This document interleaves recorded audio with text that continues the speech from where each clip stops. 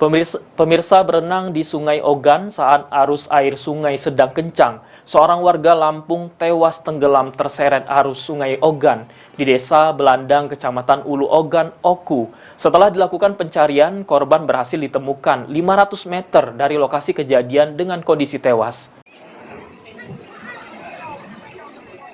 Jasad Ponco Prihartanto, 27 tahun, warga Desa Setiatama, Kecamatan Gedung Aji Baru, Tulang Bawang, Lampung berhasil ditemukan tim gabungan tersangkut di dasar Sungai Ogan 500 meter dari lokasi kejadian. Sebelumnya korban dilaporkan tenggelam di Sungai Ogan, Desa Belandang, Kecamatan Ulu Ogan pada Minggu siang.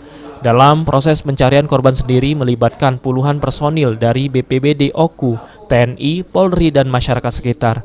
Menurut Kepala BPBD Kabupaten Oku, Amzar Christopher, sebelum dilaporkan hilang, korban mengajak keluarga dan rekan kerjanya untuk makan bersama di pinggir Sungai Ogan.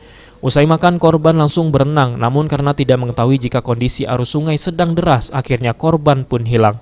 Menjelang siang pada hari ini, alhamdulillah pencarian kedua atas orang tenggelam atas nama saudara Ponco, usia lebih kurang 27 tahun. Di mana kemarin terjadi musibah yang bersangkutan tenggelam di Desa Belandang, Kecamatan Ulu Ogan. Pada hari ini pencarian kedua, orang tenggelam tersebut telah ditemukan lebih kurang berjarak 500 meter dari titik tenggelam, lebih kurang berjarak 500 meter dari titik tenggelam. Diulangi lagi, dalam keadaan sudah meninggal dunia.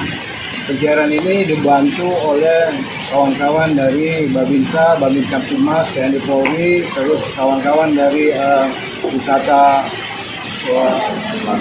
Belanting, Ulu Ogan, dan rafting di Desa Meningin.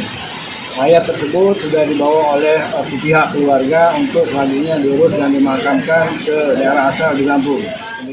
Selanjutnya setelah ditemukan, korban diserahkan ke pihak keluarga lalu dibawa ke Tulang Bawang, Lampung untuk dikuburkan. Ari Pranika, PAL TV.